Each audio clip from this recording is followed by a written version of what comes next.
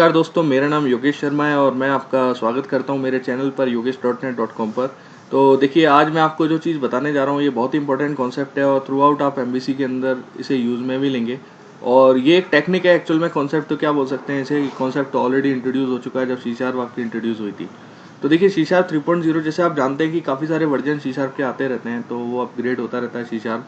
तो अभी रिसेंटली एक वर्जन आया था लास्ट ईयर्स, कुछ साल पहले, कि सी शार्प 3.0 के अंदर कि हम किस तरीके से एक न्यू वे से अपने ऑब्जेक्ट को इनिशियलाइज कर सकते हैं। ऑब्जेक्ट इनिशियलाइजेशन का मतलब क्या होता है कि आपने कोई क्लास बनाई हुई है, उस क्लास के अंदर आपने कुछ मेंबर वेरिएबल लिए हुए हैं। अब आपको उन मेंबर वेरिएबल्स के अंदर कोई वैल्यूज़ को असाइन करना है, तो आप उसके लिए ऑब्जेक्ट का यूज़ करके आप उन वैल्यूज़ को असाइन करते हैं। तो ये कोई नया कॉन्सेप्ट नहीं है, जस्ट एक डिक्लेरेशन है कि आप किस तरीके से ऑब्जेक्ट को इनिशियलाइज कर पाएंगे। ठीक है, तो चलिए इस प्रोग्राम को एग्जीक्यूट करके देखते हैं। तो यहाँ मैं क्या कर रहा हूँ कि एक कंसोल एप्लीकेशन ले रहा हूँ, क्योंकि अपन एक सिंपल सा एक कॉन्सेप्ट लेने जा रहे हैं। हालांकि ये एमवीसी वीडियो सीरीज़ के अंदर है, लेकिन इसको समझना आसान इसलिए ज़रूरी है क्योंकि बिना इसके तो आप आगे कभी काम ही नहीं कर पाओगे। तो कंसोल एप्लीकेशन अपन क्रिएट करते हैं। इस कंसोल एप्लीकेशन के अंदर मैं क्या करूँगा कि एक एम्प्लॉय क्लास बनाऊंगा। एम्प्लॉय क्लास को इनिशियलाइज करके बताऊंगा। पहले मैं ट्रेडिशनल अप्रोच बताऊंगा, फिर उसके बाद मॉडर्न अप्रोच बताऊंगा कि सी शार्प 3.0 के अंदर आप उसे किस तरीके से इनिशियलाइज कर सकते हैं। चलिए देखते हैं। तो इस प्रोग्राम को समझने के लिए मैं क्या करता हूँ कि सबसे पहले एक क्लास क्रिएट कर लेता हूँ। ठीक है, तो आप क्या करें, अपने प्रोजेक्ट पे राइट क्लिक करके ऐड पर जाइए। ऐड पर जाने के बाद आप एक क्लास को यहाँ ऐड कीजिए। क्लास का नेम मैं रखता हूँ एम्प्लॉय, ये मेरी क्लास नेम हो गया। इस क्लास के अंदर आप कुछ प्रॉपर्टीज डिफाइन कर सकते हैं, जैसे मैं एक डिफॉल्ट कंस्ट्रक्टर पास कर देता हूँ। देखिए, डिफॉल्ट कंस्ट्रक्टर कंपलसरी नहीं है पास करना, अगर आप नहीं भी देते तो सी शार्प जो होता है वो ऑटोमेटिकली डिफॉल्ट कंस्ट्रक्टर को क्रिएट कर लेता है, लेकिन जस्ट एक मैं यहाँ ले रहा हूँ, कोई फर्क नहीं पड़ता इससे। फिर इसके बाद क्या है कि मैं कुछ प्रॉपर्टी सेट करता हूँ, लाइक एम्प्लॉय आईडी मैंने ले ली। ठीक है, फिर एक और मैंने यहाँ प्रॉपर्टी ले ली, जैसे एम्प्लॉय नेम। एक प्रॉपर्टी और ले लेता हूँ कि एम्प्लॉय एड्रेस, EMP एड्रेस। तो देखिए, ये मैंने 3 प्रॉपर्टीज यहाँ ली हैं। अब मुझे करना क्या है कि इन प्रॉपर्टीज को, या फिर बोलें कि आपको ऑब्जेक्ट बनाना है एम्प्लॉय क्लास का और इनको इनिशियलाइज करना है। तो एक तो ऑब्जेक्ट अपन इस तरीके से बना सकते हैं, ये अपन बनाते ही हैं ऑब्जेक्ट, तो इसी तरीके से बनता है। आपको डिफॉल्ट कंस्ट्रक्टर को कॉल करना पड़ता है।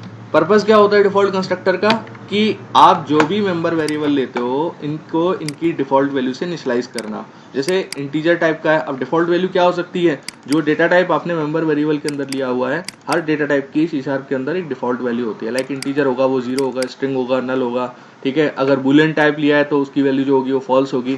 तो ऐसे करके हर डेटा टाइप की एक पर्टिकुलर डिफॉल्ट वैल्यू होती है। तो डिफॉल्ट कंस्ट्रक्टर करता क्या है कि उनको डिफॉल्ट वैल्यू से इनिशियलाइज कर देता है। अब मैं क्या करता हूँ कि एक एक प्रॉपर्टी को उठाता हूँ और यहाँ वैल्यू को सेट करता हूँ। लाइक मैंने यहाँ लिखा EMP ID = 1, EMP name equal to, यहाँ मैंने अपना नेम लिख दिया जैसे योगेश। ठीक है, और यहाँ लिखता हूँ EMP डॉट और फिर EMP एड्रेस में मैंने लिख दिया जयपुर। ठीक है, तो कहने का मतलब ये हुआ कि आपको इतनी लाइन ऑफ कोड को यहाँ यूज में लेना पड़ा। अब इसका यूज अपन इस तरीके से नहीं करते। अब कैसे करते हैं वो मैं आपको बताने जा रहा हूँ। अब इसे बहुत ही शॉर्ट वे में लिख सकते हो, एक लाइन में आपका ये सब कुछ आ जाएगा। आपको सिर्फ इतना सा करना है कि आप यहाँ पहले तो ऑब्जेक्ट बनाइए, ये तो बनाना ही पड़ेगा। अब आप यहाँ पैरेंथेसिस की जगह आप कर्ली ब्रेसेस यूज में लें। ठीक है, और कर्ली ब्रेसेस यूज में लेने के बाद अब एक एक प्रॉपर्टी को आप इस तरीके से भी यहाँ सेट कर सकते हैं। जैसे मैं लिख रहा हूँ EMP ID, EMP नेम, आपने यहाँ लिखा जिस टाइप की वैल्यू है उस टाइप का आपको डबल कोट से या बिना उसके करना है, ये आप खुद ध्यान रखिएगा। EMP एड्रेस, और यहाँ मैंने लिख दिया प्रताप नगर। तो कहने का मतलब ये हुआ कि it's a new way to initialize the member variable of the class. ठीक है, तो ये आपने यहाँ क्रिएट कर लिया। तो इसका मतलब आपकी यहाँ एम्प्लॉय की प्रॉपर्टियां क्रिएट हो चुकी है। अगर आप इनको प्रिंट कराना चाहते हैं, सॉरी मैंने इसके अंदर इसे डिफाइन कर दिया, आपको ये बाहर लगाना पड़ेगा। ठीक है, तो ये आपने बाहर लगाया और ये आपका इस तरीके से ओपन हो गया। अब आप क्या करते हैं, console.writeLine, जस्ट टेस्टिंग के लिए कि अपने को डेटा मिल रहा है या नहीं मिल रहा। तो मैं क्या करता हूँ, EMP डॉट लगा के मैं किसी भी वैल्यू को गेट कर सकता हूँ। जैसे मैं EMP ID प्लस कॉन्केनेट कर देता हूँ एक वैल्यू को। क्या कॉन्केनेट करना चाह रहा हूँ, EMP dot EMP name. 2 properties अपन यहाँ रिट्रीव कर लेते हैं। और कंसोल विंडो को ओपन रखने के लिए, जब तक मैं की एंटर नहीं करूँ और वेट कराने के लिए, अपन क्या करते हैं, एक रीड लाइन मेथड को और ऐड कर देते हैं यहाँ। ठीक है, अब आप रन कराइए। अच्छा, रीड लाइन मेथड वही काम करता है जो आपका सी लैंग्वेज के अंदर गेट सी एच काम करता है, यानी कि कैरेक्टर लेने का वेट करता है। चलिए इस प्रोग्राम को एग्जीक्यूट कराते हैं और देखते हैं कि आपने को डिजायर्ड आउटपुट मिल रहा है या नहीं मिल रहा। दोस्तों देखिए मेरी विंडो पर यह आउटपुट आ चुका है, 1 और योगेश मुझे यहाँ मिल गया। तो ये एक शॉर्टकट वे है कि आप जिसका यूज करके आप डायरेक्टली किसी भी ऑब्जेक्ट को इनिशियलाइज कर सकते हो। अब बात आती है कलेक्शन इनिशियलाइजर। कलेक्शन इनिशियलाइजर होता क्या है? सबसे पहली बात तो कलेक्शन का नाम आ रहा है, तो कलेक्शन का मतलब तो ये हो गया कि आपको कुछ एक कलेक्शंस बनाने। कलेक्शन बनाने का मतलब, अब देखिए मैं क्या करता हूँ, एक ऑब्जेक्ट मैंने जैसे ये बनाया, कलेक्शन ऑफ ऑब्जेक्ट्स मैं यहाँ क्रिएट करना चाह रहा हूँ, तो मैं इसे अनकमेंट कर देता हूँ एक बार, ठीक है। इस लाइन को कमेंट कर देते हैं, ठीक है। अब क्या करते हैं कि अपने को अलग अलग ऑब्जेक्ट्स बनाने हैं। जैसे मैं एक ऑब्जेक्ट और बना देता हूँ, तो ये EMP1 कर दिया, यहाँ मैंने 2 कर दिया, ठीक है। यहाँ मैंने अपने भाई का नाम लिख दिया, ये इस तरीके से, जयपुर लोकेशन कोई फर्क नहीं पड़ता। इसी तरीके से एक और ऑब्जेक्ट बनाना है तो फिर मुझे 3-4 लाइनों का कोड करना पड़ेगा। तो मैं क्या करता हूँ, यहाँ EMP2 कर देता हूँ, फिर क्या करता हूँ, यहाँ 3 कर देता हूँ, फिर यहाँ दूसरे भाई का नाम लिख देता हूँ। तो ये क्या हुआ कि आपने 3 ऑब्जेक्ट्स को यहाँ क्रिएट कर दिया। अब इन ऑब्जेक्ट्स को क्रिएट करने के बाद आपको करना क्या पड़ेगा कि एक कलेक्शन बनाना पड़ेगा। कलेक्शन क्या है? लिस्ट है आपकी, ठीक है ना। जेनरिक टाइप हम डिस्कस करने जा रहे हैं। ये एम्प्लॉय होता है, इसको मैं एक वीडियो और बनाऊंगा हिंदी के अंदर, तो आप उसे देख लीजिएगा। तो ये मैंने बनाया लिस्ट ऑब्जेक्ट। अब इस लिस्ट ऑब्जेक्ट के अंदर आपको क्या करना पड़ेगा, एक एक आइटम को ऐड करना पड़ेगा, यानी कि एक एक ऑब्जेक्ट को आपको ऐड करना पड़ेगा। तो obj.add, और ऐड के अंदर आपने क्या लिखा, EMP। सबसे पहले एक ऑब्जेक्ट ऐड किया, फिर और ऑब्जेक्ट भी क्रिएट करने हैं, तो ऐड करने हैं, तो आप यहाँ इस तरीके से ऐड करते जाइए। तो दोस्तों आप यहाँ देख सकते हो कि मैंने कितना लाइन ऑफ कोड करा। अगर टोटल आप देखोगे तो 4 लाइनें तो एक ऑब्जेक्ट के लिए हो गई, फिर 4 दूसरे ऑब्जेक्ट के लिए हो गई, फिर 4 तीसरे ऑब्जेक्ट, यानी कि 12 लाइन तो आपकी ये हो गई, और 4 लाइन ये हो गई, यानी कि 16 लाइन का कोड आपको यहाँ करना पड़ा।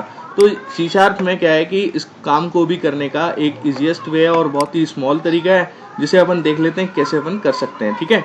तो मैं क्या करता हूँ, इसे तो एक बार कमेंट कर देता हूँ, ये तो सिर्फ समझाने के लिए था आपके लिए। अब अपन आगे बढ़ते हैं और देखते हैं कि कैसे अपन इस काम को सिर्फ 1-2 लाइन का कोड करके ही लिख सकते हैं। चलिए देखें। चलिए अपन इसे सिर्फ 2 लाइन के कोड में ही काम कर सकते हैं। कैसे करते हैं देखिए। पहले तो मैं लिस्ट ऑब्जेक्ट बनाऊंगा, ये तो बनाना ही पड़ेगा। ये एम्प्लॉय बनाया, इसका ऑब्जेक्ट बनाया, OBJ इसका ऑब्जेक्ट का नेम हो गया, न्यू लिस्ट एम्प्लॉय। अब देखिए वही टेक्निक जो आपने अभी करी थी, यही टेक्निक आपको यहाँ अप्लाई करनी है, ठीक है।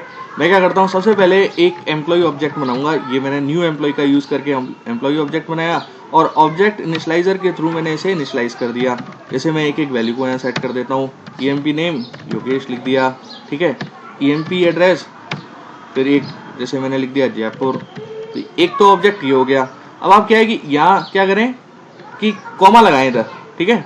कॉमा लगा दिया तो इसका मतलब अब आप एक ऑब्जेक्ट और क्रिएट कर सकते हैं। अच्छा, एक चीज का आपको और ध्यान रखना है यहाँ पर, जब आप ऑब्जेक्ट क्रिएट कर रहे हो तो थोड़ी सी वैल्यू अपन चेंज कर लें, क्योंकि आउटपुट में फिर अपने समझ में आएगा कि अपने को सही आउटपुट मिल रहा है या नहीं मिल रहा। तो इसे योगेश 1 कर देता हूँ, इसे योगेश 2 कर देता हूँ, इसे जयपुर 1 कर देता हूँ, इसे जयपुर 2 कर देता हूँ, ठीक है। तो वैल्यू थोड़ी सी चेंज कर दी मैंने, और लास्ट में जाके आप इसकी जगह यहाँ सेमीकोलन और लगा दें, तो ये ज़्यादा बेटर रहेगा। ये हो गया आपका काम। अब आप क्या करेंगे कि एक फॉर लूप लगा के या फॉर ईच लूप लगा के कंप्लीट आइटम को रीड कर लीजिए। जिस टाइप के आइटम को रीड करने जा रहे हैं पहले उसका टाइप आएगा। EMP इसका ऑब्जेक्ट बना दिया मैंने, और फिर जिसमें से वैल्यू रीड करनी है कलेक्शन में से, उस कलेक्शन का नेम दे दो।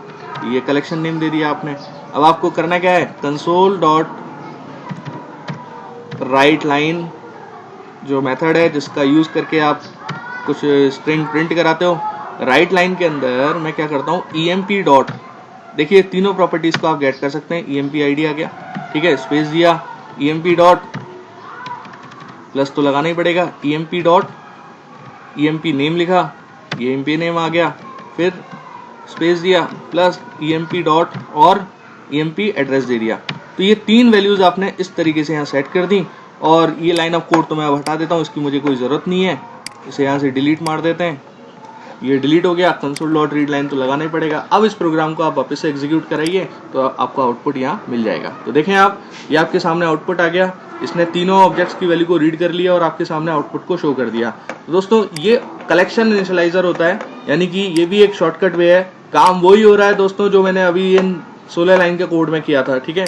लेकिन अब ये कितनी लाइन ऑफ कोड हो गया, सिर्फ 3-4 लाइन कोड हो गया, ठीक है ना। ये भी मैं एक लाइन में लिख सकता था, जरूरी नहीं है 3-4 लाइन का कोड हो, ठीक है। ये एक लाइन में आ जाता। लेकिन देखिए आप कितना शॉर्टकट वे हो गया कि आपने ऑब्जेक्ट भी बना लिया, लिस्ट ऑब्जेक्ट बनाया, उसके अंदर आपने अलग अलग कंस्ट्रक्टर को कॉल करके या अलग अलग ऑब्जेक्ट्स बनाए जो एम्प्लॉय क्लास के हो गए, उनको इस लिस्ट के अंदर ऐड भी हो गए, ये ऑटोमेटिकली आपको ऐड मेथड को कॉल नहीं करना पड़ा। तो ये एक शॉर्टकट वे है कलेक्शन इनिशियलाइजर का।